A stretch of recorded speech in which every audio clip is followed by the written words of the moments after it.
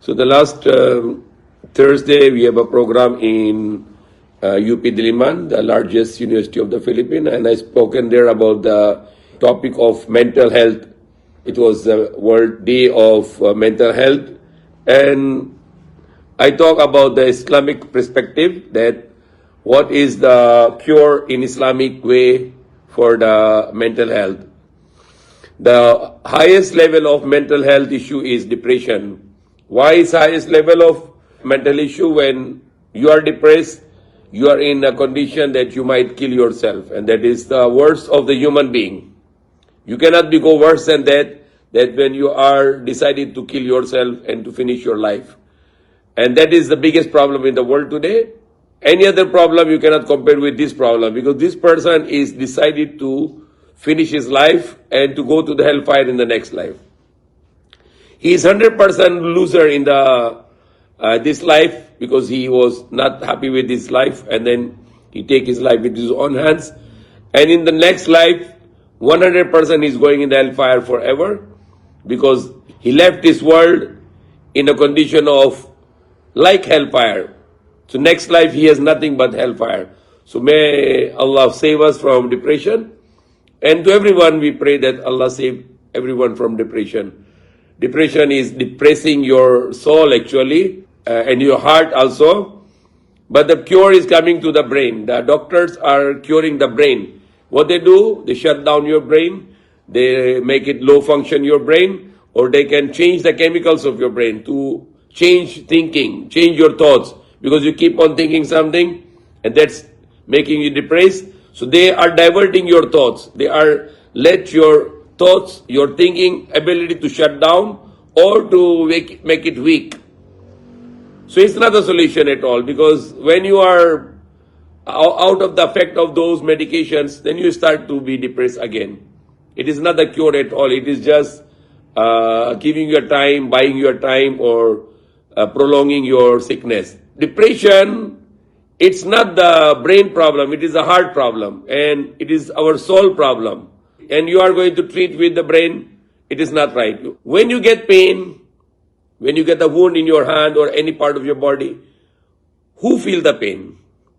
The brain interprets that you are having a pain in your skin now or in your body now, but the real pain is not to the body, real pain is not to the mind or the heart, no. The real pain is to our soul.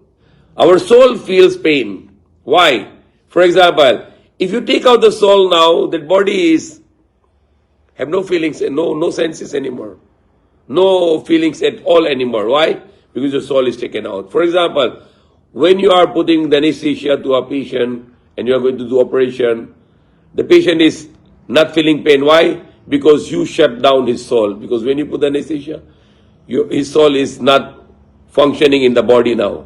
You are like a dead person for now. So you have no feelings at all, and then you are going to sleep while the doctor is going to do operation or to butchering you, is going to cut you. He can, sometime in some operation, they even use a drill machine.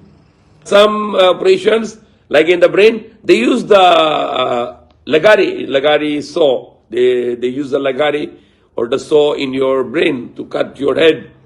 And you don't feel why? Because your soul, they put you in a deep sleep. The anesthesia is putting you in a very deep sleep.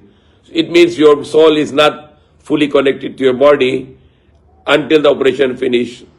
So that's what the doctors are doing when you have a depression. They shut down your brain, shut down your connection to your soul, because you are like a very deep sleep for hours, and you will not going to wake up until they give you some medication to wake up you.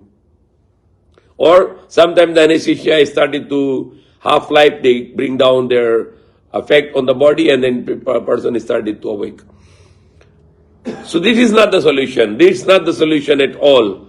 It is a heart problem. It is a problem to our soul. We need to cure our heart. We need to cure our soul. And the best is faith. Allah.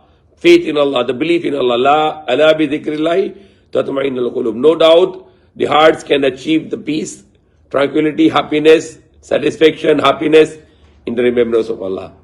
You need to know your God. Who is your God? If your God is a human being like you, and he need to be afraid with the people, and he need to be prosecuted by the people or punished by the people, then that God belief will not give you any relief from depression, because you know your God is kawawa also, because he is hiding from the people. He is not powerful God who can destroy or who can harm people without any hesitation. So if your God is human being like you, who is hiding and who is saving himself from the people, then that God will not give you any relief from the depression. Or if your God is like some people like Hindus, they believe the God is a cow or monkey, then how this belief can solve your depression? But when you believe a God, Allah, the Almighty, the only one God, free from time and space, free from dimension and direction, free from any need, who begets not nor was he begotten, means he has no beginning, he has no end, and he is not comparable like anyone. You are going to have a relief of depression, and that God, Allah, He can also relieve you from depression. And of course, other things like we need to be connected with our families, with our parents, our wives, our children, our other relatives, need to be close with them. That can also help to you to get rid of this depression. And to friends, and to neighbors, and with all the animal, and with the nature. Go to the places which is natural, go to the garden, go to the mountains. Rainy season is very antidepressive. But best is Allah subhanahu wa ta'ala, your God. Try to pray, fast, give charity for the sake of Allah, pray, read the Quran, make zikr, la ilaha illallah. And then you can get rid of this depression. And if you get rid of depression, then you will be going in paradise. Why? Because Allah said, Ya ayyatun nafsun mutma'inna, irji'i ila rabbiki, radiyatan mardiya, fadkhuli fi ibadi, wadkhuli jannati. O peaceful soul, go towards your Lord happily, enter into my slaves, enter into my paradise. So if your soul is peaceful, then you are entitled to go to paradise. If your soul is uncomfortable and blaming and evil, then you are not going to paradise in the next life, and this life will be hellfire for you. So I'm not going to prolong this. Inshallah, tomorrow we can have a longer lecture. Tomorrow, Sunday night. May Allah guide us.